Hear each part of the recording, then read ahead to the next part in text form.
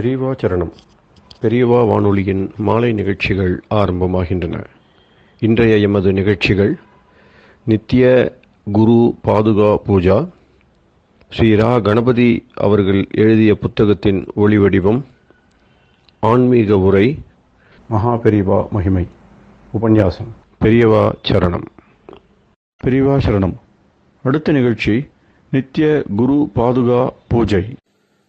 शुक्लां भरदरं विष्णुं शशिवर्णं चतुर्भुजं प्रसन्नवदनं ध्यायेत् सर्वविघ्नोपशान्तये। ममोपात्त समस्त दुरितक्षयद्वारा श्री परमेश्वर प्रीत्यर्थं गुरुप्रसाद सिद्ध्यर्थं गुरुप्रीत्यर्थं गुरुपादपूजाम् अद्य करिष्ये। गुरुर्ब्रह्मा गुरुर्विष्णुर्गुरुर्देवो महेश्वरः गुरुः साक्षात् परब्रह्म तस्मै श्रीगुरवे नमः। अपारकरुणासिन्धुं ज्ञानदं शान्तरूपिणं श्रीचन्द्रशेखरगुरुं प्रणमामि मुदान्वहम्। सदाशिवसमारम्भां शङ्कराचार्यमध्यमाम् अस्मदाचार्यपर्यन्तां वन्दे गुरुपरम्पराम्. எல்லோரும் குருவை பெரிவாளை தியானம் பண்ணிண்டு அர்ச்சனை பண்ணுவோம். அஷ்டோத்திரம். பெரியவா அஷ்டோத்திரம் பல அஷ்டோத்திரங்கள் இருக்கு. அதுல எளிமையா சுலபமா எது இருக்கோ அதை நான் இப்ப சொல்றேன்.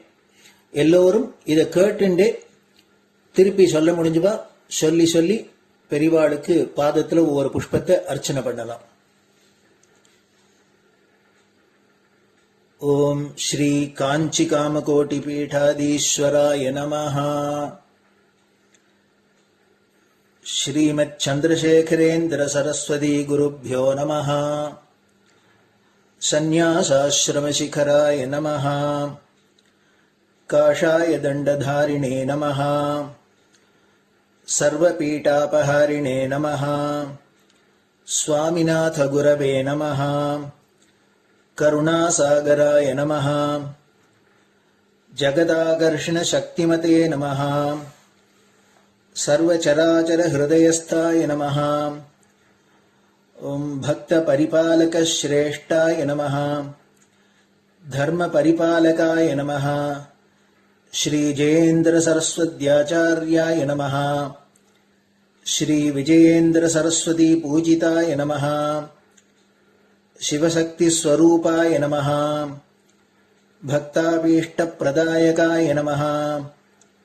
ब्रह्मण्य पोषकाय नमः. ब्रह्म विष्णु शिवैक्य स्वरूपाय नमः. कांची क्षेत्रवासाय नमः. कैलाश शिखरवासाय नमः. स्वधर्म परिपोषकाय नमः. चातुर्वर्ण संरक्षकाय नमः. लोकरक्षण संकल्पाय नमः. ओम ब्रह्मनिष्ठापराय नमः. सर्वपापहराय नमः. धर्मरक्षक संतुष्टाय नमः. भक्तार्पितधन स्वीकर्त्रे नमः. सर्वोपनिषत् सारज्ञाय नमः. सर्वशास्त्रगम्याय नमः. सर्वलोक पितामहाय नमः. भक्ताभीष्ट प्रदायकाय नमः. ब्रह्मण्य पोषकाय नमः. नानाविध पुष्पार्चितपताय नमः. रुद्राक्ष क्रीडधारिणे नमः. भस्मोद्दोलित विग्रहाय नमः. सर्वज्ञाय नमः. सर्वचराचर व्यापकाय नमः. अनेक शिष्य परिपालकाय नमः. मनश्चाञ्चल्य निवर्तकाय नमः. अभयहस्ताय नमः. भयापहाय नमः. यज्ञपुरुषाय नमः. यज्ञानुष्ठान रुचिप्रदाय नमः. यज्ञसम्पन्नाय नमः. यज्ञसहायकाय नमः. यज्ञफलदाय नमः. यज्ञप्रियाय नमः. उपमानरहिताय नमः. स्फटिक तुलसी रुद्राक्ष हारधारिणे नमः. चातुर्वर्ण समदृष्टये नमः. ऋग्यजुस्साम अथर्वणादि चतुर्वेद संरक्षकाय नमः. दक्षिणामूर्तिस्वरूपाय नमः जाग्रत् स्वप्न सुषुप्ति अवस्थातीताय नमः कोटिसूर्यतुल्यतेजोमय शरीराय नमः साधुसङ्गसंरक्षकाय नमः अश्वगज गोपूजा निर्वर्तकाय नमः गुरुपादुकपूजातुरन्तराय नमः कनकाभिषिक्ताय नमः स्वर्णबिल्वदलपूजिताय नमः सर्वजीवमोक्षदाय नमः मूकवाक्ताननिपुणाय नमः नेत्रदीक्षादानाय नमः द्वादशलिङ्गस्थापकाय नमः गानरसप्रियाय नमः ब्रह्मज्ञानोपदेशकाय नमः सकलकलासिद्धिताय नमः चातुर्वर्ण्यपूजिताय नमः अनेकभाषासम्भाषण कोविताय नमः अष्टसिद्धिप्रदायकाय नमः ओम श्री शारदामठसुस्थिताय नमः नित्यान्नदानसुप्रीताय नमः प्रार्थनामात्रसुलभाय नमः पादयात्राप्रियाय नमः नानाविधमतपण्डिताय नमः श्रुतिस्मृतिपुराणज्ञाय नमः देवयक्षकिन्नरकिंपुरुषपूज्याय नमः श्रवणानन्दकरकीर्तये नमः दर्शनानन्दाय नमः अद्वैतानन्दभरिताय नमः अव्याजकरुणामूर्तये नमः शैव वैष्णवादिमान्याय नमः श्रीशङ्कराचार्याय नमः दण्डकमण्डलोहस्ताय नमः वीणामृदङ्गसकलवाद्यनाथस्वरूपाय नमः रामकथारसिकाय नमः वेदवेदाङ्ग आगमादिसकलकलासतस्प्रवर्तकाय नमः हृदयगुहाशयाय नमः शतरुद्रीयवर्णितस्वरूपाय नमः केदारेश्वरनाथाय नमः अविद्यानाशकाय नमः निष्कामकर्मोपदेशकाय नमः लघुभक्तिमार्गोपदेशकाय नमः लिङ्गस्वरूपाय नमः सालग्रामसूक्ष्मस्वरूपाय नमः कालड्यां शङ्करकीर्तिस्तम्भनिर्माणकर्त्रे नमः जितेन्द्रियाय नमः शरणागतवत्सलाय नमः श्रीशैलशिखरवासाय नमः डमरुकनादविनोदाय नमः वृषभारूढाय नमः दुर्मदनाशकाय नमः आभिचारिकदोषहर्त्रे नमः मिताहाराय नमः मृत्युविमोचकशक्त्याय नमः श्रीचक्रार्चनतत्पराय नमः दासानुग्रहकारकाय नमः अनुराधानक्षत्रजाताय नमः सर्वलोकख्यातशीलाय नमः वेङ्कटेश्वरचरणपद्मषट्पदाय नमः श्री महात्रिपुरसुन्दरी समेत श्री चन्द्रमौलीश्वर पूजाप्रियाय नमः श्रीमच्चन्द्रशेखरेन्द्र सरस्वती सद्गुरु परब्रह्मणे नमः गुरुभ्यो नमः परमगुरुभ्यो नमः परमेष्टिगुरुभ्यो नमः परात्परगुरुभ्यो नमः गुरुपरम्पराभ्यां नमः गुरुपादुकाभ्यां नमो नमः.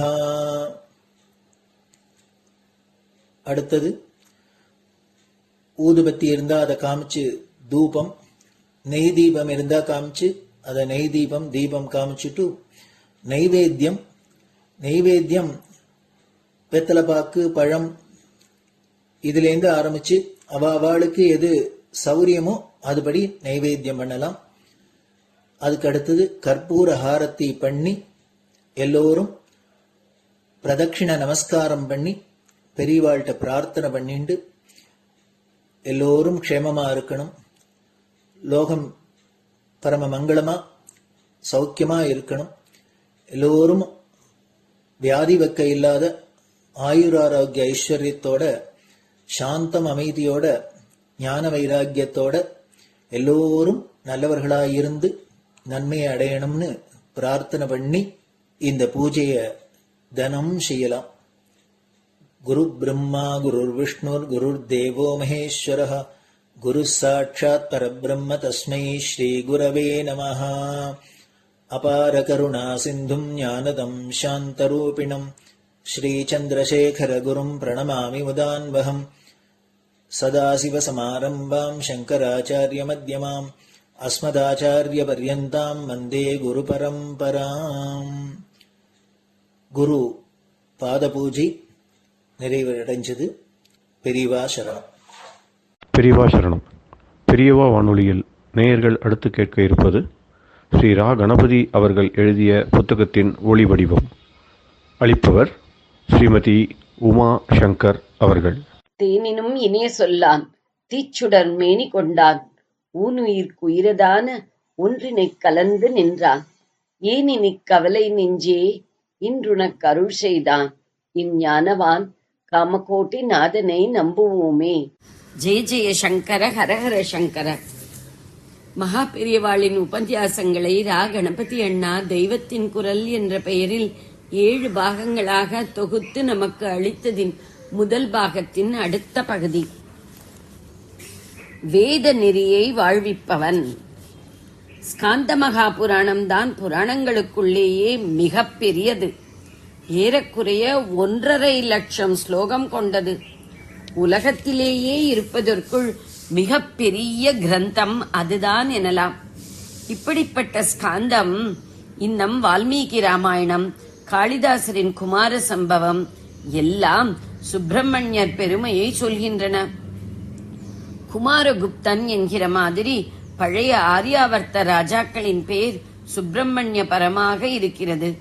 ரொம்ப பழங்கால நாணயங்களில் கூட வட இந்தியாவின் மூலைக்கோடிகளில் கண்டெடுக்கப்பட்டவற்றில் மயூர வாகனராக குமாரசுவாமி இருக்கிறார். இப்போது பாகிஸ்தானுக்கு போய்விட்ட எல்லை மாகாணத்தில் நார்த் வெஸ்ட் பிராண்டியர் கண்டெடுத்த குஷானர் நாணயங்களில் குமாரசுவாமி உருவம் பொறித்திருக்கிறது. வடபுலத்தின் பல ராஜவம்சங்கள் அவரை பிரம்மண்ய குமாரர் என்று குலதெய்வமாக கொண்டிருக்கின்றன. அந்த ராஜாக்கள் தங்களையும் பிரம்மண்யர்கள் என்றே சொல்லிக் கொள்வார்கள். சுப்பிரமணியத்தின் முதல் எழுத்தை தள்ளினால் பிரம்மண்யம் தானே நிற்கிறது. இங்கே நம் தமிழ்நாட்டில் வேதத்துக்கும் சம்ஸ்கிருதத்துக்கும் ரொம்ப தொண்டு செய்திருக்கிற காஞ்சி பல்லவ ராஜாக்களும் தங்களை சிவபக்தியில் சிறந்த பரம மாகேஸ்வரர்களாகவும் விஷ்ணு பக்தியில் சிறந்த பரம பாகவதர்களாகவும் சொல்லிக் கொள்வதோடு ஸ்கந்த உபாசனையை விசேஷமாக செய்த பரம பிராமணியர்களாகவும் வர்ணித்துக் கொண்டிருக்கிறார்கள். சாசனங்களில் இவற்றை பார்க்கிறோம். எல்லாவற்றுக்கும் முற்பட்ட வேதத்தில் போற்றப்பட்ட சுவாமியாக அவர் இருக்கிறார். ரிக்வேத பஞ்சசூத்திரத்தில் தகப்பன் சாமியை பற்றிய பிரஸ்தாவம் வருகிறது. பரமேஸ்வரனை போற்ற வந்த இந்த வேத சூக்தத்தில் ஒரு மந்திரம் குமாரனை வணங்குகிற பிதா என்று அவரை கொண்டாடுவது அதிவிசேஷம். சாந்தோக்கிய உபனிஷத்தில் சனத்குமார ஸ்கந்தரை பற்றி வருகிறது. பாணினியின் வியாக்கரணம், அதற்கு பதஞ்சலி செய்த மகாபாஷ்யம் எல்லாவற்றிலும் ஸ்கந்தன், விஷாகன் என்ற பெயர்களில் முருகனை பற்றி பிரஸ்தாவம் உண்டு. போதாயன தர்மசூத்திரத்தில் தினமும் செய்ய வேண்டிய வேத தர்ப்பணங்களில் ஸ்கந்தனும் அவனது பார்ஷதரும் பரிவாரங்களும் இடம்பெறுகிறார்கள். தமிழபிமானம் உள்ளவர்களுக்கு இதையெல்லாம் சொல்ல வேண்டும். ஏனென்றால் தமிழ் மொழிக்கே முருகன்தான் அதிஷ்டான தெய்வம் என்று சொல்லிக் கொண்டிருக்கிறோம். முருகன் என்று அலாதி அன்பு சொட்டச் சொல்வது தமிழர்களுக்கே உரிய பெருமை. ஆதிகாலம் தொட்டு இங்கு குறிஞ்சி நில கடவுளாக அவரை வழிபட்டு வருகிறோம். தொன்மையிலும் தொன்மையான தொல்காப்பியம் இதை சேயோன் மேய மைவரை உலகமும் என்கிறது. 6 படைவீடுகள் என்று பிரசித்தமான சுப்பிரமணிய கஷேத்திரங்கள் தமிழ் தேசத்தில்தான் இருக்கின்றன. அவர் தமிழை உண்டாக்கியவர், வளர்த்தவர். சங்கப் புலவர்களில் ஒருவராக இருந்திருக்கிறார். அகஸ்தியருக்கு தமிழ் இலக்கணம் உபதேசித்திருக்கிறார்.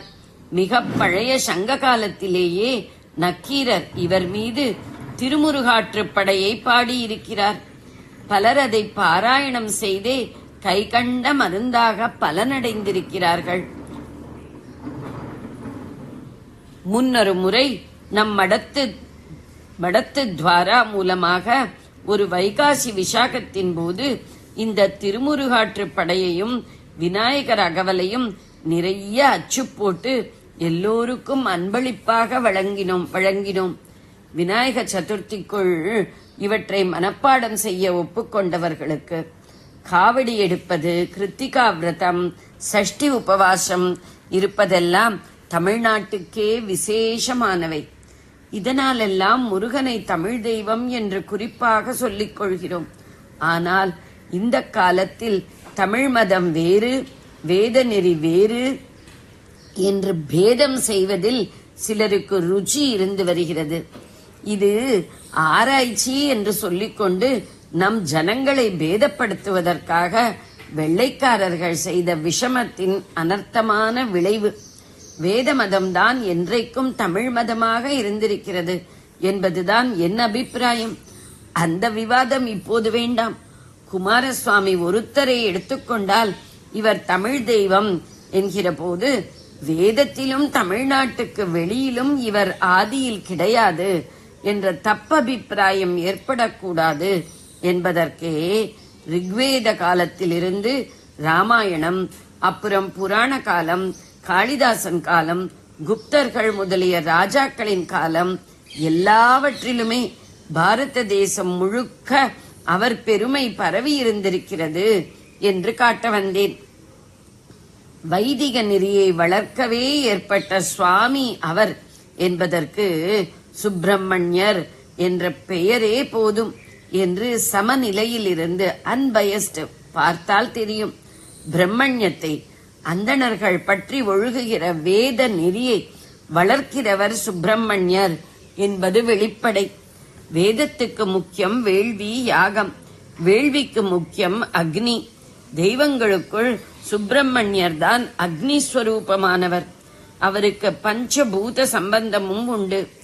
ஆகாசஸ்வரூபமான ஈஸ்வரனின் கண்களிலிருந்து நெருப்பு பொறியாக தோன்றி வாயுவும் அக்னியும் அவரை சுமந்து கங்கையிலே சரவண பொய்கை என்ற நீர்நிலையில் விட அவர் அங்கே ஷண்முகராகி பிறகு பூமி உச்சமாக எழுப்புகிற மலைச்சிகரங்களில் எல்லாம் கோயில் கொண்டிருக்கிறார். இப்படி பஞ்சபூத சம்பந்தம் இருந்தாலும் அவர் அக்னி சுடராகவே பிறந்தவர், அக்னியில் பிறந்தவர்.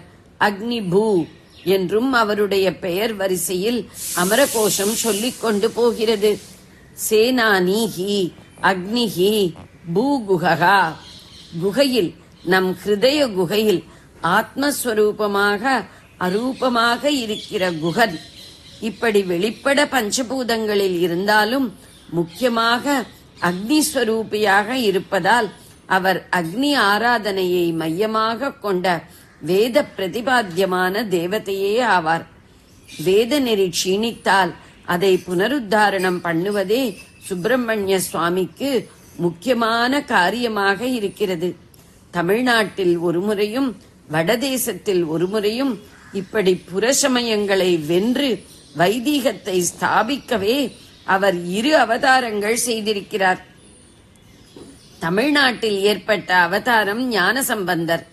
பரமேஸ்வரனோ முருகனோ அவதாரம் செய்ததாக சொன்னால் இழுக்கு என்று நினைக்கிற சித்தாந்திகள் இருக்கிறார்கள். கர்ப்பவாசம் செய்தால் நிஷித்தம் என்பது அவர்கள் கருத்து. விஷ்ணுதான் அவதரிப்பவர். எங்கள் சுவாமியான சிவபெருமான் பிறவாயாக்கை என்பார்கள்.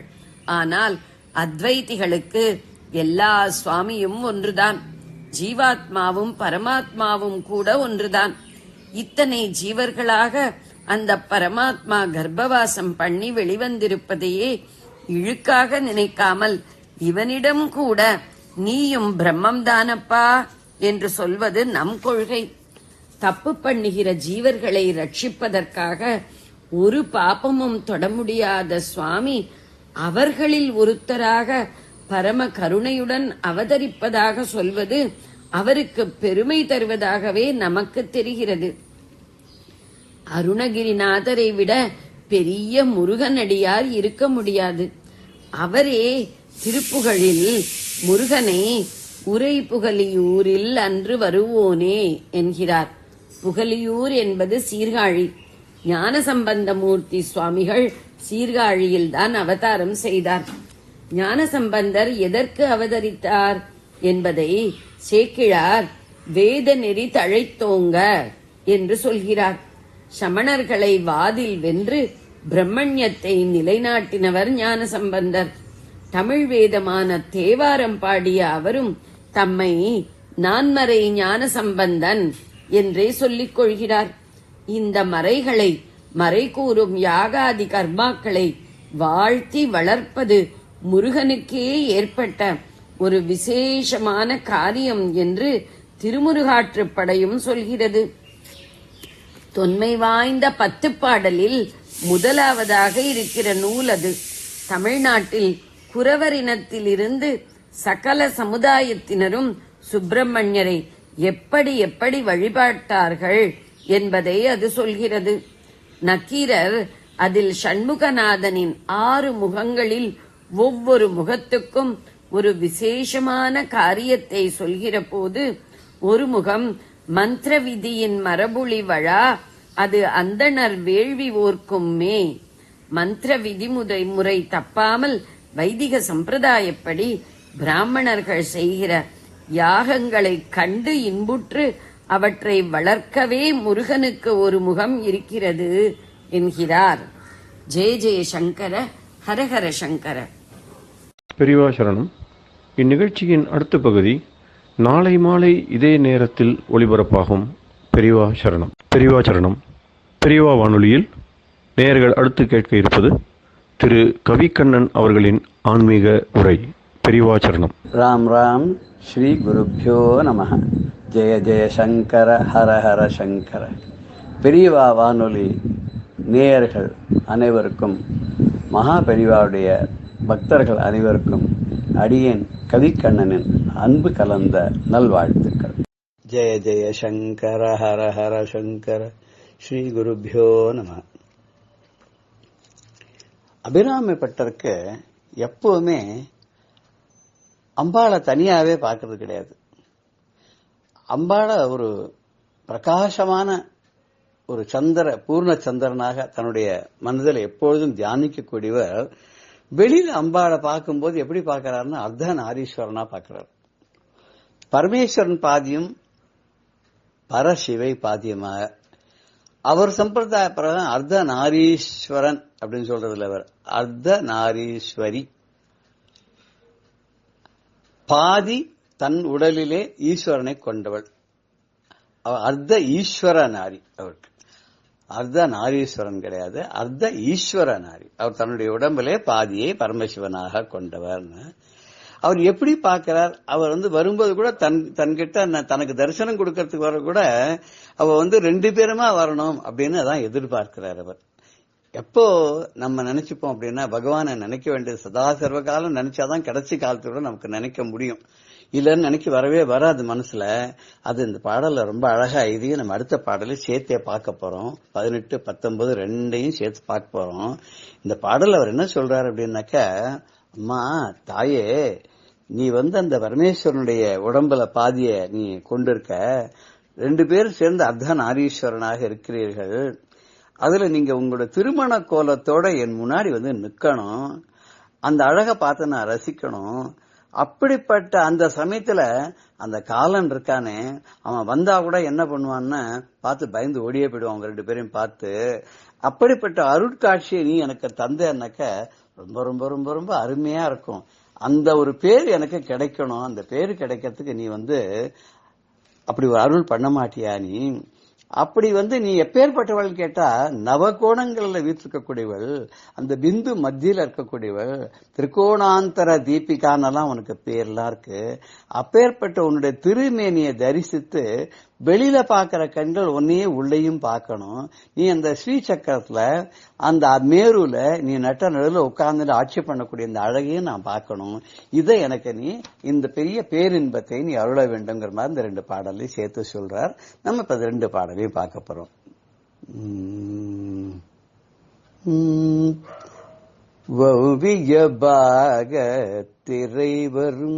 நீயும் மகிழ்ந்திருக்கும் செவ்வியும் உங்கள் திருமணக் கோலமும் வௌவிய பாகத்து இறைவரும் நீயும் மகிழ்ந்திருக்கும் செவ்வியும் உங்கள் திருமணக் கோலமும் சிந்தையுள்ளே அவ்வியம் தீர்த்து என்னை ஆண்ட பொற்பாதமும் ஆகி வந்து அவ்வியம் தீர்த்து என்னை ஆண்ட பொற்பாதமும் ஆகி வந்து வெவ்விய காலம் என்மேல் வரும்போது வெளி நிற்கவே வெவ்விய காலன் என் மேல் வரும்போது வெளி நிற்கவே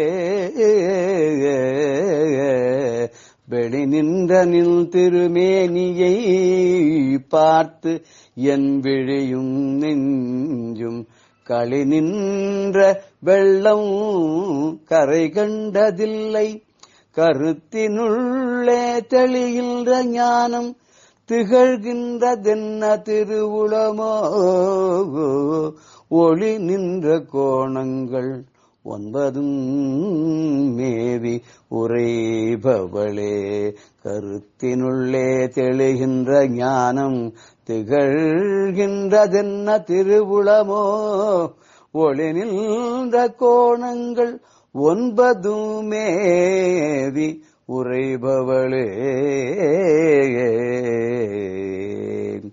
வவ்விய பாகத்து இறைவரும் நீயும் உன்னால் ஆக்கிரமித்து அடையப்பட்ட இடது பாகத்தை உடைய அந்த பரமசிவனாரும் அவரது இடது பாகத்தை விட்டு என்றுமே அகலாமல் இருக்கக்கூடிய பராசக்தியான நீயும் மகிழ்ந்திருக்கும் செவ்வியம் உன்னுடைய நீ மகிழ்ச்சியோடு இருக்கக்கூடிய அந்த காட்சியோடு கூடிய அழகோட உங்கள் திருமண கோலம் எப்பொழுதும் நீ திருமண கோலத்துல சிந்தையுள்ளே என்னுடைய மனசுக்குள்ள இருக்க நீ உன்னோட திருமண கோலத்தோட நீ வீட்டிருக்க யாரோட உன்னுடைய வவ்விய பாகத்து இறைவரோட நீ என்னோட திருமண கோலத்துல என்னோட மனதில் இருக்க அவ்வியம் தீர்த்து என்னுடைய மனசுல இருக்கக்கூடிய அகங்காரங்களை கோணல்களை அசட்டு தனங்களை எல்லாம் நீ சம்ஹாரம் பண்ணி தீர்த்து என்னை ஆண்ட பொற்பாதமும் ஆகி வந்து என்னை ஆட்கொள்வதற்காக உன்னுடைய மலர் திருவடிகளை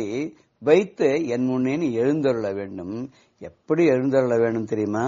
வெவ்விய காலன் என்மேல் வரும்போது வெளி நிற்கவே என்னை என்னுடைய உயிரை கவருவதற்காக யமராஜன் வரும்போது நீ அஞ்சேல் என்று சொல்லி உன்னுடைய திருமண கோலத்துல உன்னுடைய துணைவரோடு சேர்ந்து என்னோட முன்னாடி நீ நிக்கணும். நீ எப்பேற்பட்டவள் ஒளி நிலையாக நிற்கக்கூடியவள் நவகோண சக்கரத்தில் விரும்பி அதுக்குள்ள தங்கி ஆட்சி புரியக்கூடிய நீ அபிராமியே. வெளியில எல்லாரும் உன்னை பார்க்கறதுக்கு உன்னோட அழகிய திருக்கோலத்துல ரசிச்சு சந்தோஷமாக மனசு லயித்து இருக்கக்கூடிய அப்படி இருக்கக்கூடிய காட்சி தருகின்ற நீ என்னுடைய கண்களிலும் நெஞ்சிலும் நிலைத்து நிற்கின்ற ஆனந்த வெள்ளத்துக்கு நீ கரை காண முடியாத அந்த ஆனந்த வெள்ள பெருக்குக்கு நீ ஒரு காரணமா இருக்கிறாய். நீ என்னுடைய என்னுடைய உள்ளத்திலேயே நின்று தெளிந்து நின்று மெய்ஞானமாக விளங்குகின்றாய். இது உன்னுடைய கருணையை தவிர வேற ஒண்ணும் இல்லை. இது என்னன்னைக்கும் என்னுடைய மனதிலே நிறைந்திருக்கணும். வெளியில நான் பார்க்கிற காட்சியை நான் உள்ளுக்குள்ளேயும் என்னுடைய மனதிலையும் பார்க்க வேண்டும். உன்னுடைய கோலமாதர் என்னென்றும் என்னுடைய மனதிலே நிலை பெற்று அகலாது இருக்க வேண்டும். பிரகாசம் பொருந்திய நவகோணங்களில வியாபித்து இருக்கக்கூடியவளே, புறத்தில எல்லாரும் காணுவதற்கு எழுந்தருளி இருக்கக்கூடிய அர்ச்சாவதார மூர்த்தியாக இருக்கக்கூடிய உன்னுடைய உருவ திருமேனியை தரிசித்து வெளியில பார்த்த கண்களும் உள்ளுக்குள்ளே கண்ட என்னுடைய உள்ளமும் ரொம்ப ஆனந்த வெள்ளத்துல ஈடுபட்டு ஆனந்த பெருக்கில லயிச்சு போயிருக்கு. இப்படிப்பட்ட என்னுடைய மனசுல தெளிந்த அந்த மெய் ஞானம் ஒளி வீசுறது. இது எல்லாம் உன்னுடைய திருவருளை தவிர வேற ஒண்ணும் இல்லை. இது என்றென்றும் எனக்கு நிலைத்திருக்கிறதுக்கு நீ அருள் பண்ணணும் அப்படின்னு சொல்றார். இந்த பாடல்ல இருக்கக்கூடிய நம்ம இப்போ என்னென்ன லலிதா சஹஸ்ரநாம நாமாவளிகள் இருக்குன்னு நம்ம இப்ப பார்க்க போறோம். 151வது நாமாவளி மிருத்யு மதனி. மிருத்யு மதனி அப்படின்னு சொன்ன 181 181வது லலிதா சஹஸ்ரநாமாவளி மிருத்யு மதனின்னு சொன்னா பக்தர்களுக்கு மரண பயம் இல்லாமல் செய்பவர். மரணம்ங்கிறது சரீரத்துக்கு மாத்திரம்தான், ஆத்மாவுக்கு இல்லைன்னு எல்லாருக்கும் தெரியும். அது வேதாந்த பரமான தத்துவமா இருந்தா கூட நமக்கு அடிக்கடி மறந்து போயிடும்.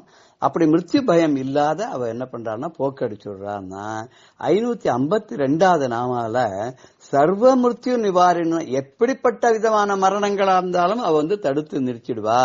யமன் கெட்ட வராத, அவருடைய அடியார்களுக்கு யம பயம் கிடையாது அப்படின்னு சொல்றதுதான் இந்த நாமாவளி. காலஹந்திரி, காலஹந்திரன நமக்கு முடிவை தரக்கூடியவன், அந்த கண் பேர் முடிவை செய்கிறவன், அவன் தான் யமதேவன். நம்முடைய உயிரை கவர்ந்து செல்வதற்காக வருபவன், அந்த காலனியை அழிப்பவன். காலனியை அவள் எப்படி அடித்தாள்னா இடது பாகத்திலே அம்பாள் இருக்கிறா. இந்த இடது காலால தான் பரமேஸ்வரன் காலனை உதைத்தார் மார்க்கண்டேயனை காப்பாத்துறதுக்காக. அதனால காலனை உதைத்தவளும் அம்பாளே தான். அந்த காலனுக்கு உயிர் பிச்சை கொடுத்து பரமேஸ்வரன் கிட்ட வேண்டி அவரை திருப்பி மறுபடியும் உயிர்த்தெழும்படியாக ஆசீர்வாதம் பண்ணினவளும் அவளேதான். அவளேதான் காலஹந்திரி, அவளேதான் மிருத்யு தாரு குட்டாரிக்கா, மரணம்ங்கிற பயத்தை வெட்டக்கூடிய கோடாலியாக இருக்கக்கூடியவும் அவள்தான். 749வது நாமாவளி காலஹந்திரிங்கிறது 557. 749வது நாமாவளி மிருத்யு தாரு குட்டாரிக்கா, மரணம்ங்கக்கூடிய பெரிய மரங்களை எல்லாம் வெட்டி சாய்க்கக்கூடியவள் அம்பாள் அப்படின்றது இந்த நாமாவளியில் சொல்றார். இப்பேற்பட்ட பெருமை வாய்ந்த அம்பாள் நவகோணத்துல அமர்ந்திருக்கிறாள். அவள் பிந்து மத்திய வாசினியாக இருக்காள். அப்பேற்பட்டவளுடைய ஒளி மிகுந்த காட்சியானது உள்ளும் புறமும் என்றென்றும் லயித்திருக்க வேண்டும் சொல்றார். அவளுடைய பெருமையை யாரால சொல்ல முடியும்? அபிராமி பட்டர்தான் சொல்ல முடியும். நாமளும் சொல்ல முயற்சி பண்ணி பார்க்கலாமே.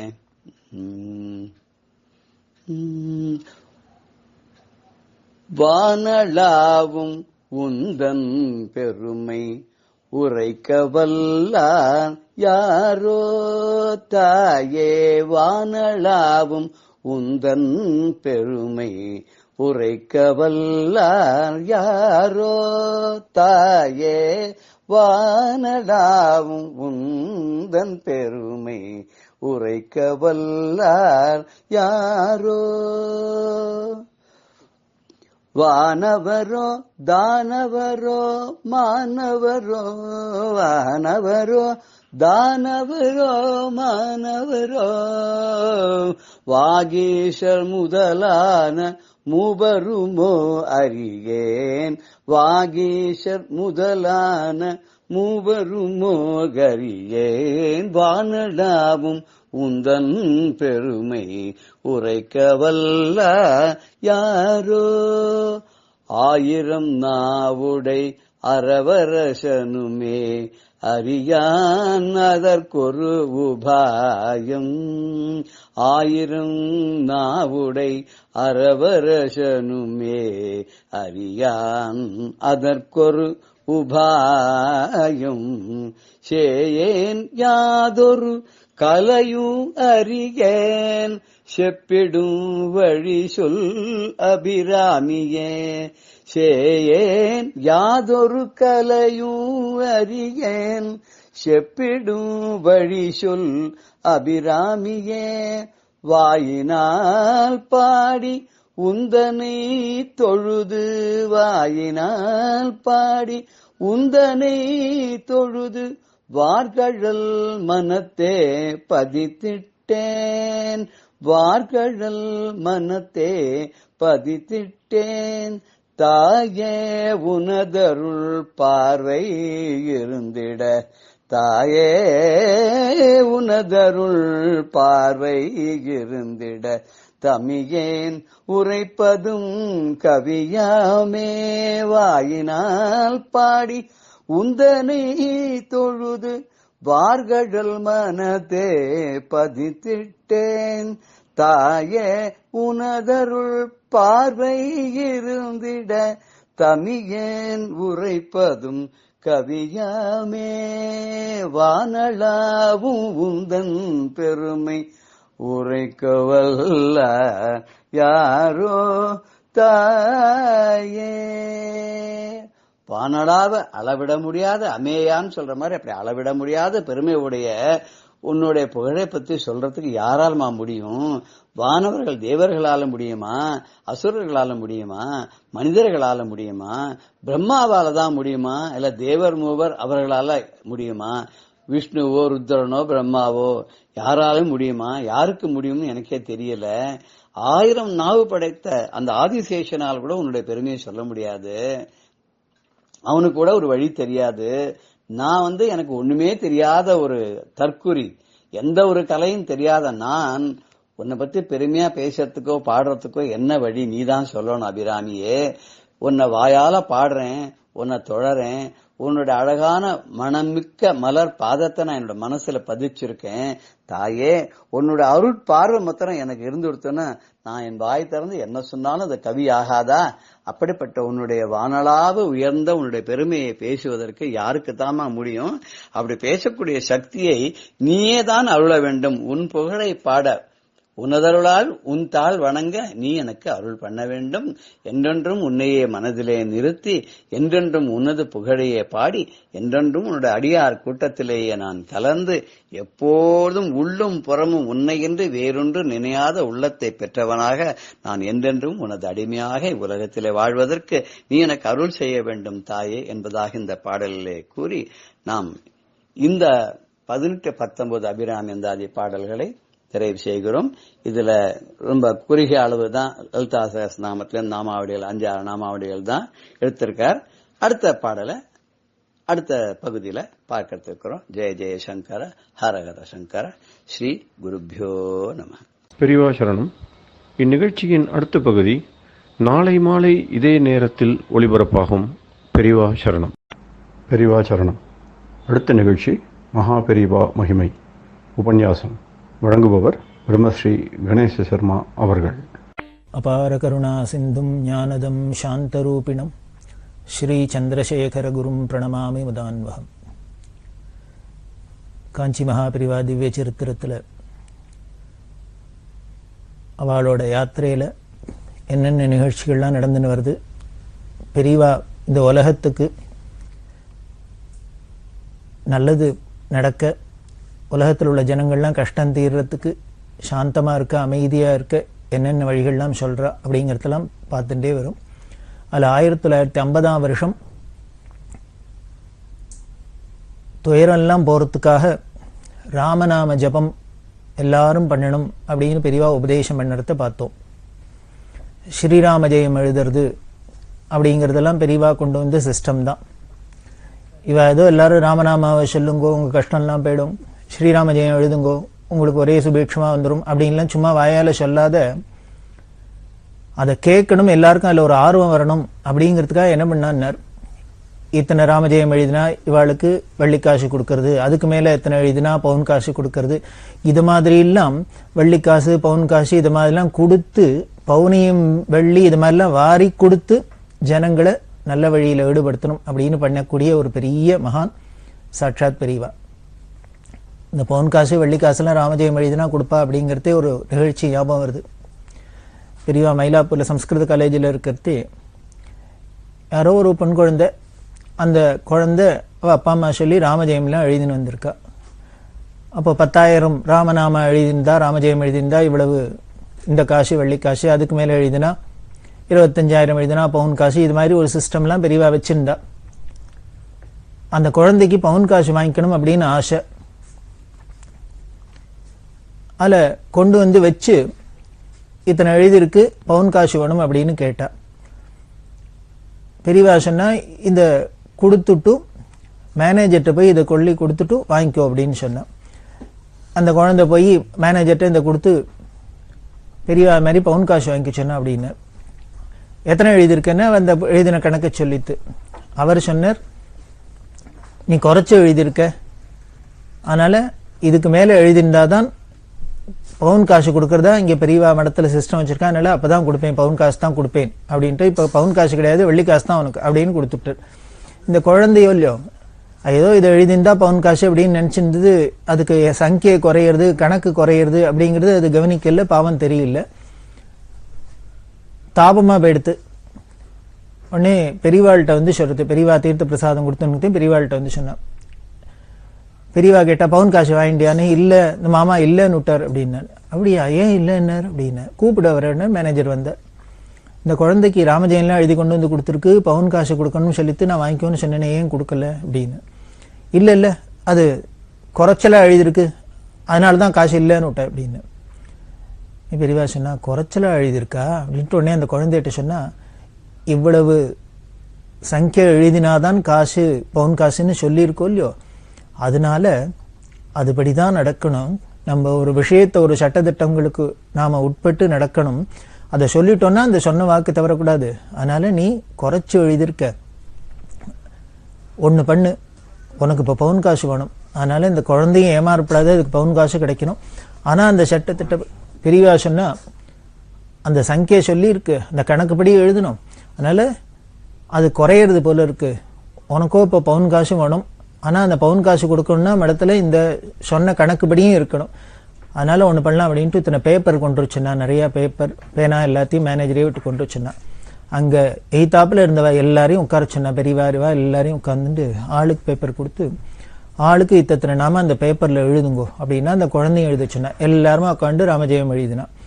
எழுதினோடனே என்ன குறை இருந்ததோ, எத்தனை சங்கியா குறைஞ்சதோ அத்தனையும் ஃபில்அப் பண்ண சொன்னா, எல்லாரையும் கொடுத்து எழுத சொல்லி அத்தனையும் இப்போ அந்த குழந்தை கையில் கொடுத்து, இப்போ கொடுத்துட்டு பவுன் காசு வாங்கிக்கலாம் அப்படின்னா, அந்த குழந்தை உடனே இந்த எழுதின எல்லாத்தையும் வாங்கி பெரியவாள்கிட்ட கொடுக்க, பெரியவானே பவுன் காசு கொண்டு தர சொல்லி தங்கையாலே அந்த குழந்தைக்கு பவுன் காசு கொடுத்தா. அந்த குழந்தைக்கு ஒரே சந்தோஷம். இதுல பெரியவாளோட குணம் என்ன அப்படின்னா, தர்மமே ராமருங்கிற விக்கிரகமா வந்தது அப்படின்னு ராமாயணத்துல சொல்லப்படுறது இல்லையா.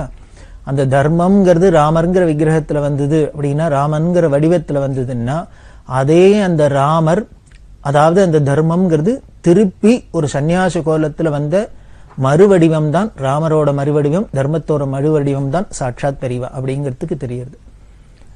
உடனே ரிலாக்ஸ் பண்ணல, சரி இந்த குழந்தை எழுதினது ஆசைப்பட்டு கேட்கறது ஒரு காசை கொடுத்துரும் அப்படின்னு சொல்லல.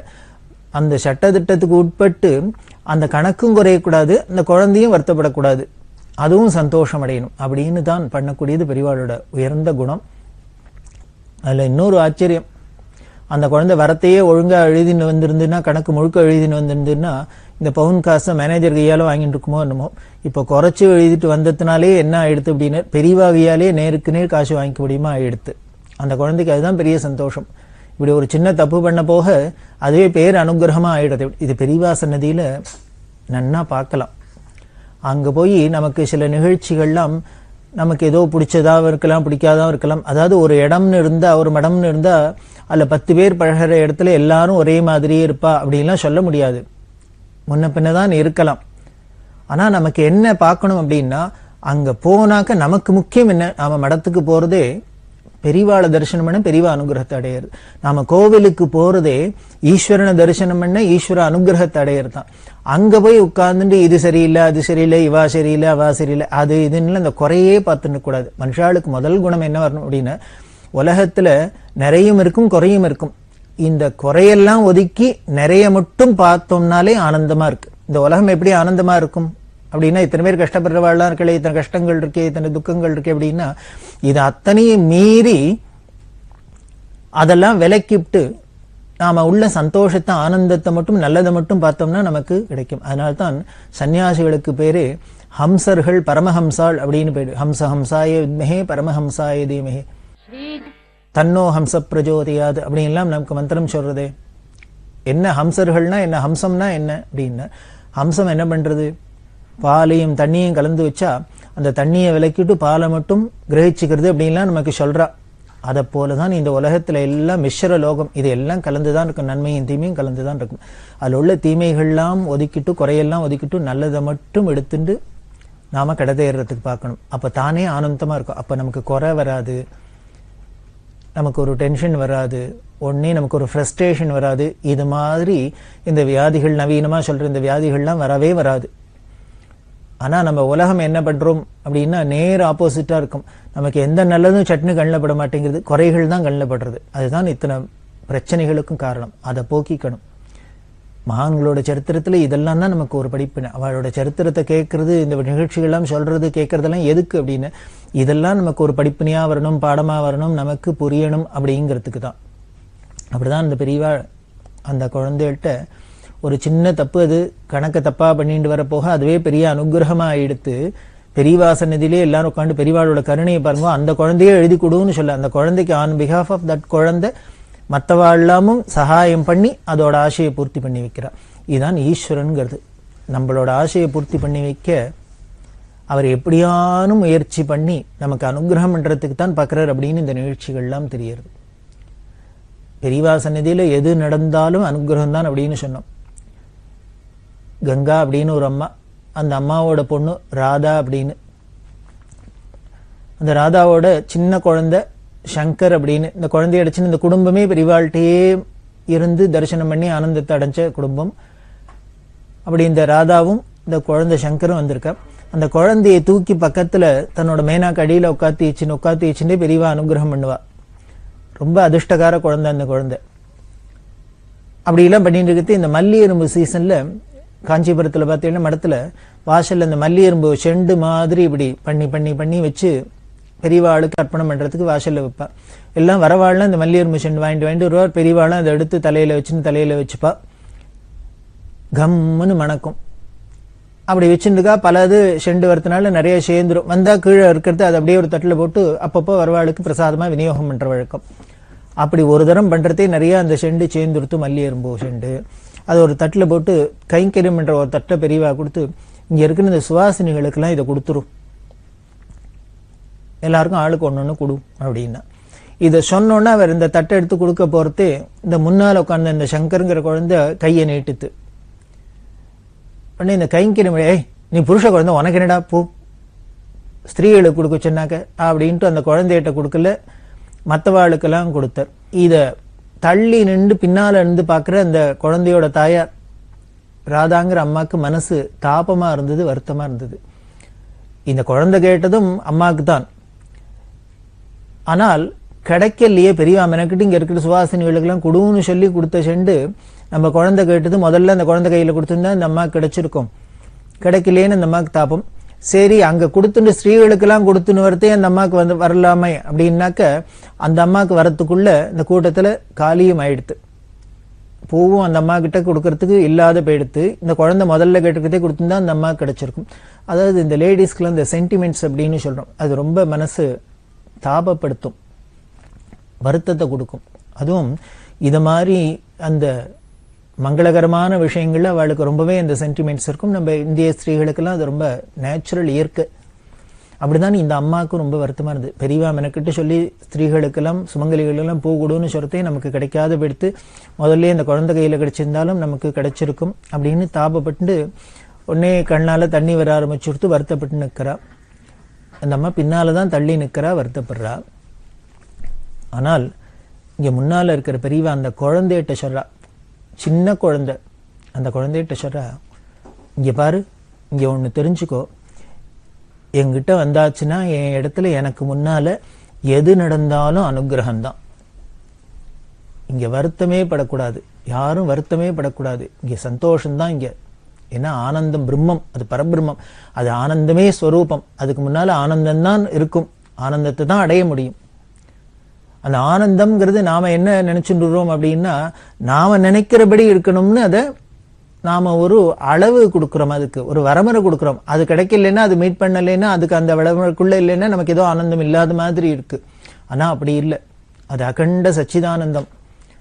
அங்க பண்றது எல்லாமே, கிடைக்கிறது எல்லாமே ஆனந்தமா தான் இருக்கும். இதைத்தான் ரொம்ப சுருக்கமா பெரியாசனா. அதனால இங்க எது நடந்தாலும் அனுகிரகம் தான், அதனால இங்க வருத்தப்படக்கூடாது அப்படின்லாம் சொல்றா.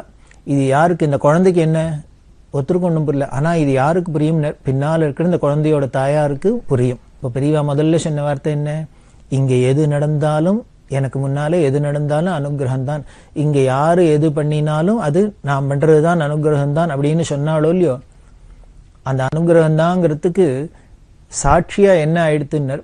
இப்ப முதல்லயே இந்த பூ கிடைச்சிருந்ததுன்னா யாரோ கைங்கரியம் பண்றவர் கையால தான் அந்த பூச்செண்டு கிடைச்சிருக்கும். அது முதல்ல இல்லேன்னு போக அப்புறம் திருப்பி கிடைக்கிறது யாருன்னா நேர் பெரியவா கையாலேயே கிடைக்கிறது. அப்படின்னா இதுதான் பரம அனுகிரகம். வெறும் அனுகிரகம்னு மட்டும் சொன்னா கூட போறாது போல இருக்கு, பரம அனுகிரகம்.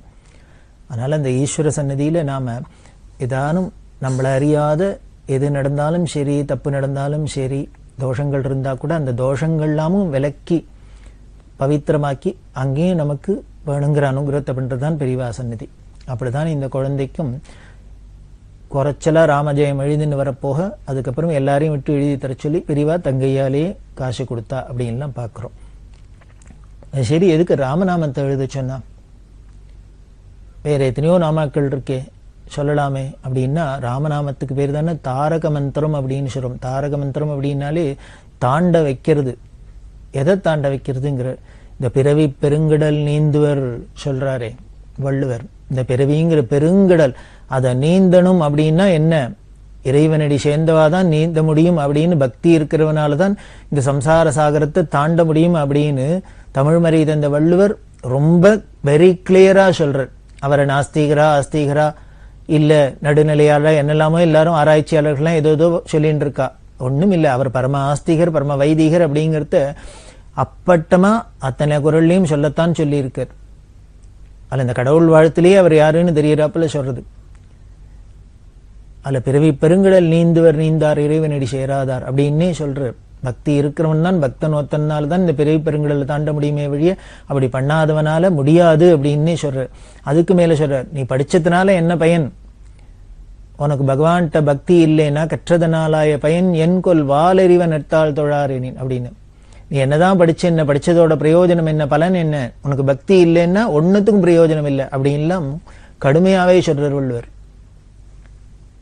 அப்படி தாண்டக்கூடிய பிறவி பெருங்கடலை தாண்ட வைக்கக்கூடிய மகாமந்திரம் தான் ராமங்கிற 2 அக்ஷரத்தை கொண்ட ராமநாம மந்திரம், தாரக மந்திரம் அப்படின்னே சொல்றோம். வால்மீகி ராமாயணத்துல ரொம்ப அழகான ஸ்லோகம், அதாவது யுத்த காண்டத்துல 131வது சர்க்கம், அதுதான் ராமரோட பட்டாபிஷேக சர்க்கம். ராமரோட பட்டாபிஷேகம் எப்படி நடந்தது அப்படின்னு வால்மீகி ராமாயணத்துல அவர் சொல்றது வர்ணிக்கிறது. அதுல ஒரு ஸ்லோகம் 100வது ஸ்லோகம், அதை எடுத்து பெரியவா சொல்றா. இந்த துயரம் போறதுக்கு ராமநாமம் சொல்லுங்கோ, எல்லாரும் 108 தரம் 1008 தரம் ஜபம் பண்ணுங்கோ, அதே மாதிரி ஸ்ரீராம ஜெயம் எழுதுங்கோ, இது மாதிரிலாம் உபதேசம் பண்ணா இல்லையா? அப்ப சொல்றதே இந்த வால்மீகி ராமாயணத்துல இந்த 131வது சர்க்கம் இந்த யுத்த காண்டத்துல இருக்கிற 100வது ஸ்லோகத்தை தான் பெரியவா எடுத்து சொல்றா. ஏன் இத இந்த ராமநாமத்தை நாமெல்லாம் சொல்லணும், நம்மளோட கஷ்டம் போறதுக்கு இது என்ன மருந்து அப்படிங்கன்னு சொல்றதே. அந்த ஸ்லோகம் என்னன்னா, ராமோ ராமோ ராம இதி பிரஜானாம் அபவன்கதாஹ. ராமோ ராமோ ராம இதி பிரஜானாம் அபவன்கதாஹ. ராமபூதம் ஜகத் சர்வம் ராமே ராஜ்யம் பிரசாசதி அப்படிங்கிறது இந்த வால்மீகி ராமாயண ஸ்லோகம். இதோட அர்த்தம் என்ன அப்படின்னா, ராமர் பட்டாபிஷேகம் அரசாண்டாரோ இல்லையோ, அந்த அரசாட்சி பண்ணிட்டு இந்த ராமராஜ்யம் ராமராஜ்யம் அப்படின்னு சொல்றோம். அதுல எப்படி எல்லாம் ராமராஜ்யம் இருந்தது அப்படின்னு வால்மீகி வர்ணிக்கிறார்.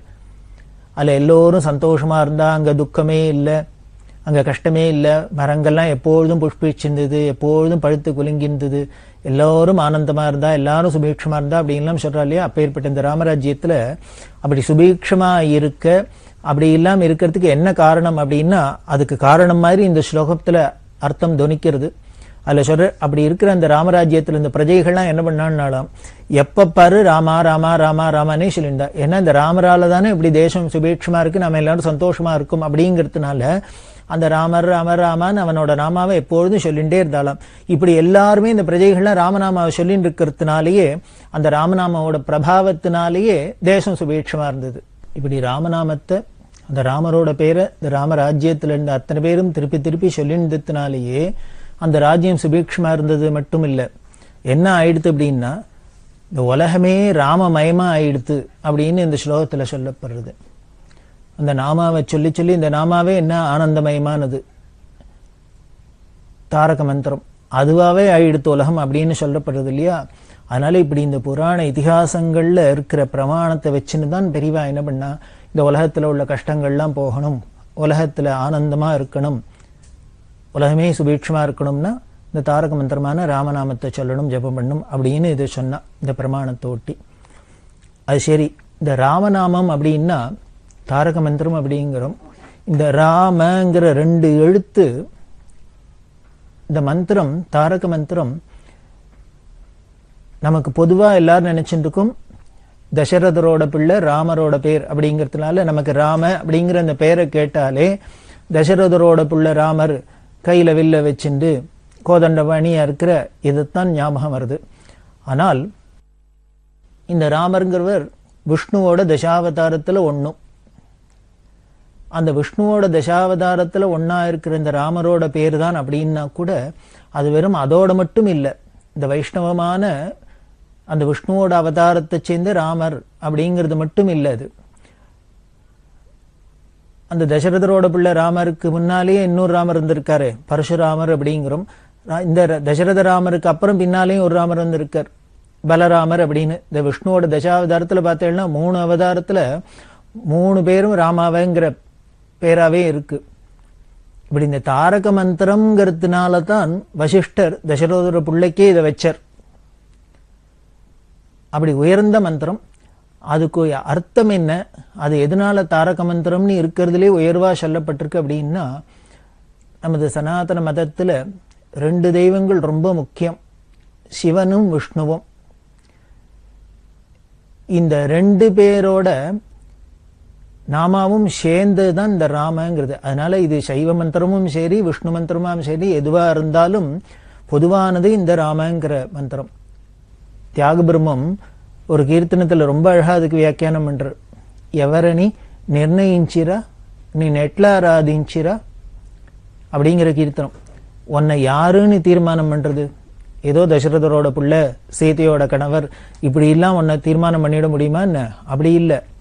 நீ யாருன்னு தீர்மானம் பண்றது? அப்படி தீர்மானம் பண்ணினான்னா உன்னை எப்படின்னு பூஜை பண்றது? நீ நெட்ல ஆராதிச்சிரா உன்னை எப்படி ஆராதிக்கிறது அப்படின்னு சொல்ற. காரணமே அப்படின்னார், சிவுடனும் மாதவுடனும் கமலபவுடனும் நீ என்ன சிவனா இல்ல விஷ்ணுவா இல்ல தாமரப்பூல இருக்கிற பிரம்மாவா அப்படின்னு இல்ல, இது அத்தனையும் சேர்ந்த பரபிரம்மமும் அப்படிங்கிற. அந்த பரபிரம்மங்கிறதுக்கு சொல்றவரத்துக்கு தான் இப்படி சொல்ற. பரபிரம்மம்னா நீ வெறும் சிவன் விஷ்ணு பிரம்மா இது மாதிரி சாதாரணமா சொல்ல முடியாது. இது அத்தனையுமாவும் இருக்கிற அத்தனைக்கும் மேல இருக்கிற மேற்பட்ட பரபிரம்மம் அப்படிங்கிறாப்புல அதுல சொல்றார். அதுல கடைசியில சரணத்துல தான் சொல்றார். இந்த ராமங்கிறதுக்கு வியாக்கியானமா சிவ மந்திரமுனக்கு மாஜீவமும் மாதவ மந்திரமுனக்கு ராஜீவமும் அப்படிங்கிற. இந்த ராம அப்படிங்கிறதுல ராங்கிறது என்னன்னா விஷ்ணுவோட மகாமந்திரமான நமோ நாராயணாய அப்படிங்கிற அஷ்டாட்சரத்துல ஜீவனா இருக்கிற எழுத்து. அந்த 8 எழுத்து இருந்தா கூட அந்த 8 எழுத்துக்கும் உயிரா ஜீவனா இருக்கிறது ஒரு அக்ஷரம். அது என்ன அப்படின்னா இந்த ரேங்கிற அக்ஷரம் தான். இந்த ரேங்கிறது இல்லைன்னா நாராயணாய அப்படிங்கிறதுல ரேவை எடுத்துட்டா என்ன ஆயிடும்னா ஒன்னும் இல்லாதவனுக்குன்னு அர்த்தம், கதி இல்லாதவன் அர்த்தம், நாயனாயன்னு ஆயிடும். சோ இந்த நாராயணாயங்கிறதுக்கே ஒரு பெரிய ஜீவனை கொடுக்கறது அர்த்தத்தை கொடுக்கறது இந்த ராங்கிற அக்ஷரம். அதனால அவ்வளவு முக்கியமான அஷ்டாட்சரத்திலேருந்து ராவை எடுத்து அதே மாதிரி நமசிவாய அப்படிங்கிற பஞ்சாட்சரத்திலேருந்து அதுக்கு ஜீவனா இருக்கிறது மேங்கிறது. நமசிவாயில மாவை எடுத்துட்டா ந சிவாயன்னா ஒண்ணும் இல்லாதவன், சிவனுக்கு ஒண்ணும் இல்லைன்னு அர்த்தம். அப்படி பஞ்சாட்சரத்துக்கு அர்த்தத்தை கொடுக்கறது மேங்கிறது, அஷ்டாட்சரத்துக்கே அர்த்தத்தை கொடுக்கறது ராங்கிறது. அதனால அப்பேற்பட்ட அந்த அஷ்டாட்சரத்திலேருந்து பஞ்சாட்சரத்திலேருந்து ஜீவனா இருக்கிற 2 அக்ஷரத்தையும் சேர்த்ததுதான் ராமங்கிறது. அதனால தான் அந்த தாரக மந்திரம் அப்படின்லாம் ரொம்ப உயர்வா சொல்லப்படுறது. அந்த தாரக மந்திரத்தை தான் எல்லாரும் சொல்லணும் அப்படிங்கிறதுக்காக தான் இங்க உபதேசம் பண்ணினா அது நமக்கு திருப்பி திருப்பி காலங்காலமா இதுதான் வந்துட்டு இருக்கு. ஒரு விக்டரிங்கிற வார்த்தைக்கு ஒரு வீக்கே இவ்வளவு சக்தி இருக்குன்னா தாரக மந்திரமான ராமங்கிறதுக்கு உலகத்தில் உள்ள அத்தனை பாவங்களையும் போக்கி துன்பங்களை போக்கி சந்தோஷத்தை கொடுக்கறது இருக்காதா? அதுதான் முக்கியம். அது இருந்ததுன்னு நமக்கு ப்ரூவ் ஆயிருக்கு. அப்படி இந்த ராமநாமத்தை சொல்றோம். ஒன்னு தெரிஞ்சுக்கலாம், இப்படி அந்த ராமரோட மறு அவதாரம்னு சொன்ன அந்த ராமநாமத்தை சொல்ற நாமே இதே பிரமாணத்துல குருங்கிற 2 அக்ஷரமான இந்த பெரியவாளோட நாமாவை பெரியவா சரணம் சந்திரசேகர பாவியம் சந்திரசேகர ரக்ஷமாம்னா சொல்லி சொல்லி சொல்லி நாமளும் நம்மளோட துன்பங்கள் எல்லாம் போக்கி இன்பம் அடையலாம். பெரியவா சரணம். இந்நிகழ்ச்சியின் அடுத்த பகுதி நாளை மாலை இதே நேரத்தில் ஒளிபரப்பாகும். பெரியவா சரணம். பெரியவா சரணம். அடுத்த நிகழ்ச்சி திருவாசக இன்னிசை. வழங்குபவர் ஸ்ரீ சத்குருநாத தேசிகர் அவர்கள். பெரியவாச்சரணம். திருச்சிற்றம்பலம். திருவெம்பாவை. ஆதியும் அந்தமும் இல்லா, ஆதியும் அந்தமும் இல்லா அரும்பெரும் ஜோதியை யாம் பாட கேட்டேயும் வாழ்த்தடங்கள் மாதேவளருதியோ,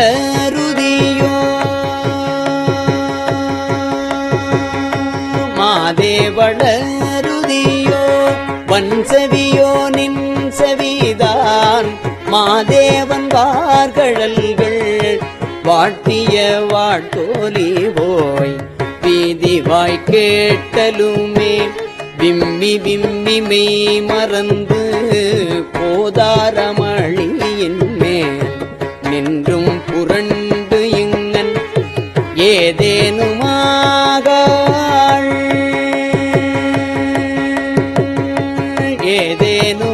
ஏதேனுமாகாள் கிடந்தாள் என்னே என்னே இதே என் தோழி பரிசேலொரியம் பாவாய்.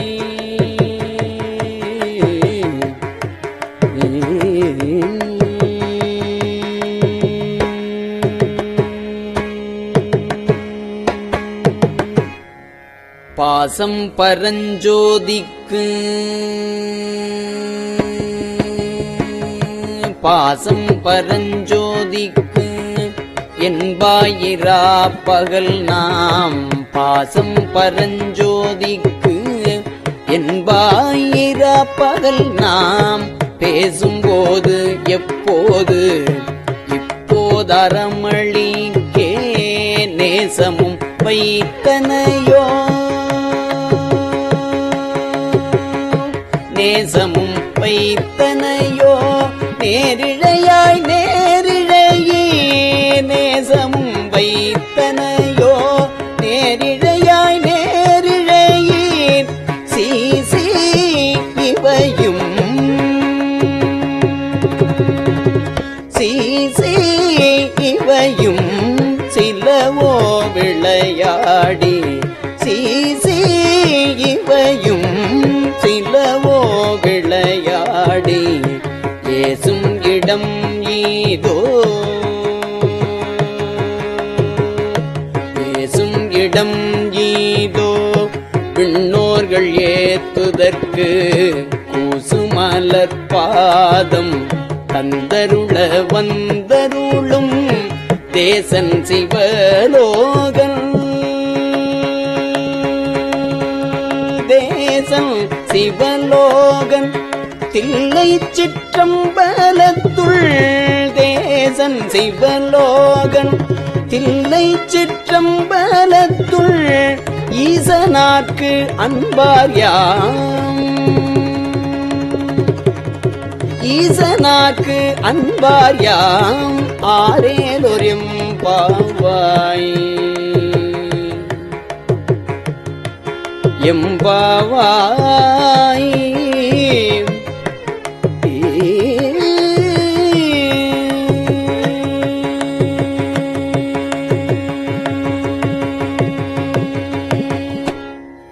முத்தண்ண வெண்ணகையாய், முத்தன்ன வெண்ணகையாய் முன்வந்து எதிர் எழுந்து என் அத்தன் ஆனந்தன் அமுதனென்றள்ளூரி தித்திக்க பேசுவாய் வந்து உன் கடை திறவாய் பத்துடையீர் ஈசன் பழடியீர் பாங்குடையீர் புத்தடியோம் புன்மை தீர்த்து ஆட்கொண்டார் பொல்லாதோ எத்தோனின் அன்புடைமை எல்லோம் அறியோமோ சித்தம் அழகியார் பாடாரோ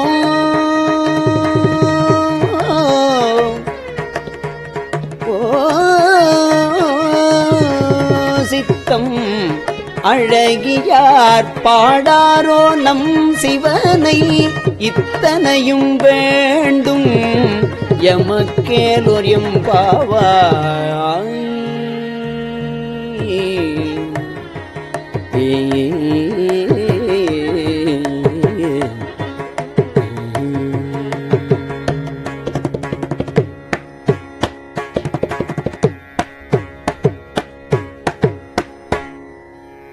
உன்னித்தில நகையாய் இன்னம் புலந்தின்றோ. உன்னித்தில நகையாய் இன்னம் புலர்ந்தின்றோ. வண்ணக்கிளி மொழியார் எல்லாரும் வந்தாரோ. உன்னித்தில நகையாய் இன்னம் புலர்ந்தின்றோ. வண்ணக்கிளி மொழியார் எல்லாரும் வந்தாரோ. எண்ணிக்கொடு உள்ளவா சொல்லுகோம் அவ்வளவும்.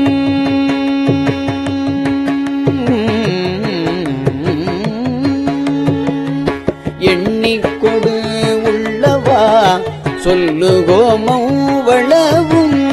கண்ணை துயின்றவமே கண்ணை துயின்றவமே காலத்தை போக்காதே. விண்ணுக்கு ஒரு மருந்தை வேத விழு பொருளை கண்ணுக்கு இனியானை பாடிக் கசிந்து உள்ளம். விண்ணுக்கு ஒரு மருந்தை வேத விழு பொருளை கண்ணுக்கு இனியானை பாடிக் கசிந்து உள்ளம். உள்ளுக்கு நின்றுருக யாமாட்டோம். உள்ளுக்கு நின்றுருக யாமாட்டோம். நீயே வந்து எண்ணிக்குறையில்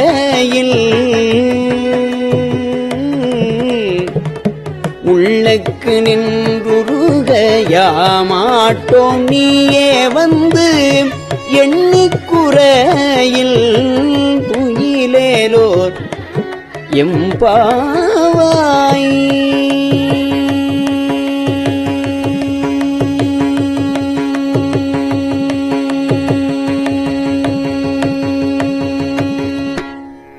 மாலரியா நான் முகனும் காணாமலையினை.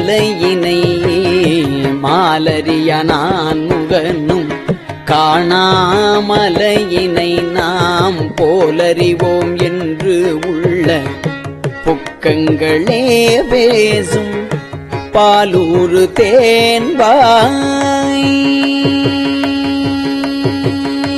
பாலூரு தேன்வாய் படிரி கடை திறவாய். பாலூரு தேன்வாய் படிரி கடை திறவாய். ஞாலமே விண்ணே பிறவே அறிவறியான் கோலமும் நம்மை குண்டருளி கோதாட்டும் சீலமும் பாடி சிவனே சிவனே கோலமும் நம்மை குண்டருளி கோதாட்டும் சீலமும் பாடி சிவனே சிவனே என்று ஓலம் எடேனும்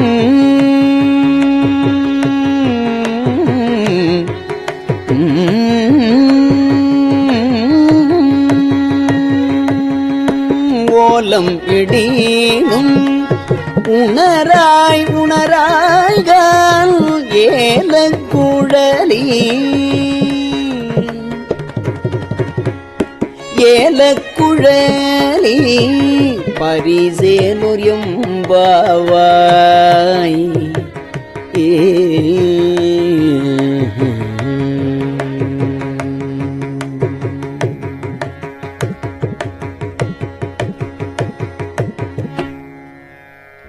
மானே நீ நன்னலை நாளை வந்துங்களை. மானே நீ நன்னலை நாளை வந்து உங்களை நான்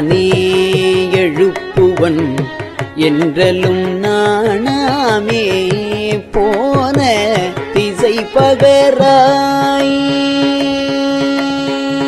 போன திசை பகராய் இன்னம் புலல்தில்ரோ வானே நிலனே பிறவே அறிவறியான் தானே வந்து எம்மை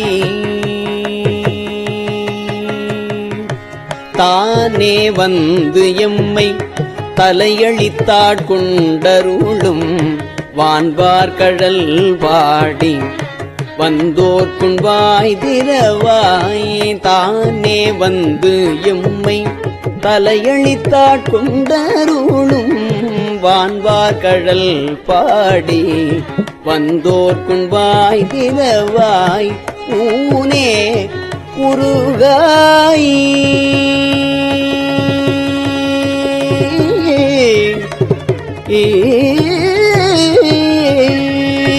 ஊனே உருகாய் உனக்கே உறும் எமக்கும் ஊனே உருகாய் உனக்கே உறும் எமக்கும் ஏனோர்க்கும் தம் கோனை ஏனோர்க்கும் தம் கோனை பாடேனுரியும் பாவை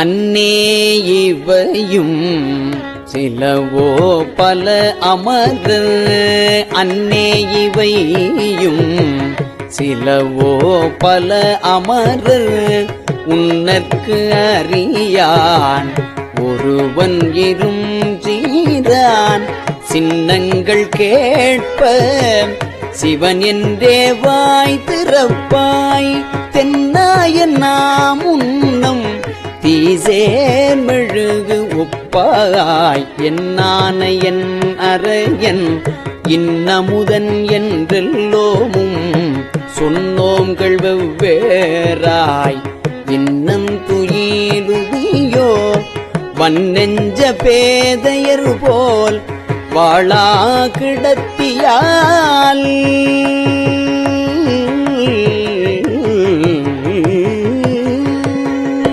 வன்னெஞ்ச பேதையர் போல் வாழா கிடத்தியால் என்னே துயிலில் பரிசேலோர் எம்பாவாய்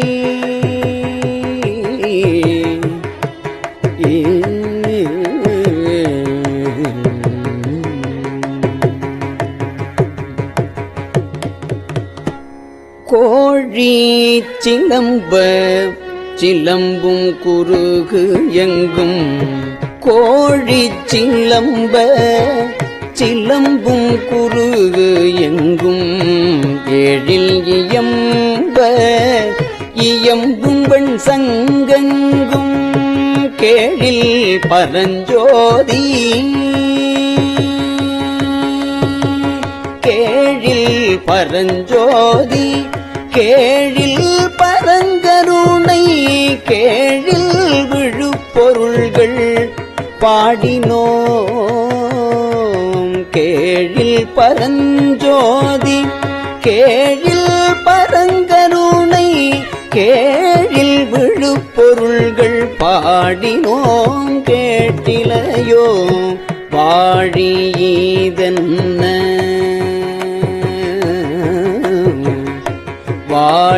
வாழியீதென்ன உறக்கமோ வாய் திறவாய் ஆழியானன்புடை நீ ஆமாறும் யூவாரோ ஊழி முதல்வனாய்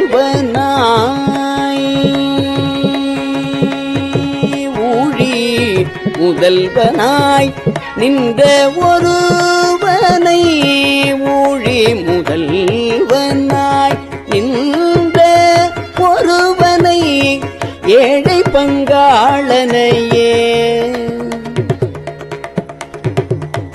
ஏழை பங்காளனையே பாடேலோ எம்பாவாய்.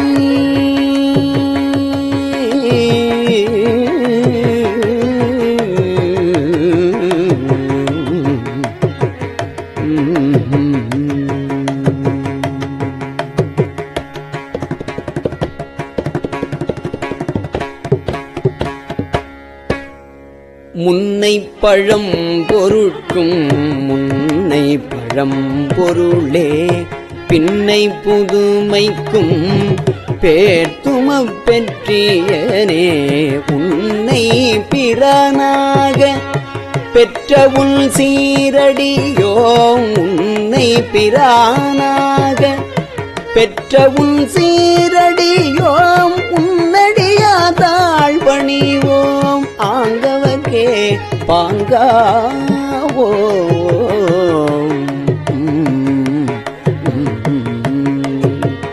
அன்னவரே எங்கணவர் ஆவார் அன்னவரே எங்கணவர் ஆவார் அவர் உகந்து சொன்ன பரிசே தொழும்பாய் பணி செய்வோம் இன்ன வகையே.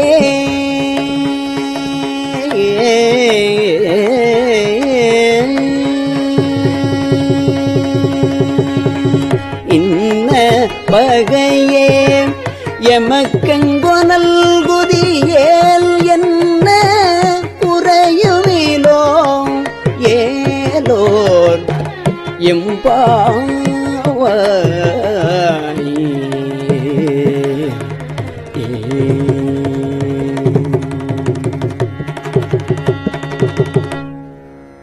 பாதாளம் ஏழினும் கீழ் பாதாளம் ஏழினும் கீழ் சொற்கழிவு பாதமலர் போதார் புனை முடியும் எல்லா பொருள் முடிவே பாதாளம் ஏழினும் கீழ் சொற்கழிவு பாதமலர் போதார் புனை முடியும் எல்லா பொருள் முடிவே பேதை ஒருவால் பேதை ஒருவால் திருமேனி ஒன்றல் வேத முதல் விண்ணோரும் மண்ணும் துதித்தாலும் ஓத உலவா ஓத உலவா ஒரு தோழன் தொண்டருளல் கோதில் குலத்தரன்றன் கோயிற்பிணா பிள்ளைகாள் ஏதவனூர் ஏதவன் ஏதவனூர் ஏதவன் ஆருற்றராரையல்லார் ஏதவனூர் ஏதவன் ஆருற்றராரையல்லார் ஏதவனை பாடும் பரிசேலோ எம்பாவாய்.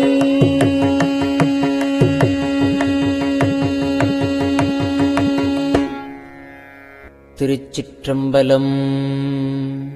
பெரியவா சரணம். இந்நிகழ்ச்சியின் அடுத்த பகுதி நாளை மாலை இதே நேரத்தில் ஒளிபரப்பாகும். பெரியவா சரணம். பெரியவா சரணம். பெரியவா வானொலியின் இன்றைய நிகழ்ச்சிகளின் நிறைவாக திருப்பொன்னூசல் வழங்குபவர் சத்குருநாத தேசிகர் அவர்கள். பெரியவா சரணம். திருச்சிற்றம்பலம். திருப்பொன்னூசல். ஆணோ அலியோ அறிவையோ என்று இருவர் காணா கடவுள் கருணையினால் தேவர்குழாம் நாணாமே உய்ய ஆட்கொண்டு அருளி நஞ்சுதனை ஊனாக உண்டருளும் உத்தரகோசமங்கை கோணாறு பிறைச்சன்னி கூத்த தன் குணம் பரவி பூணாறு வனமுலையீர் புன்னூசலாடாமோ.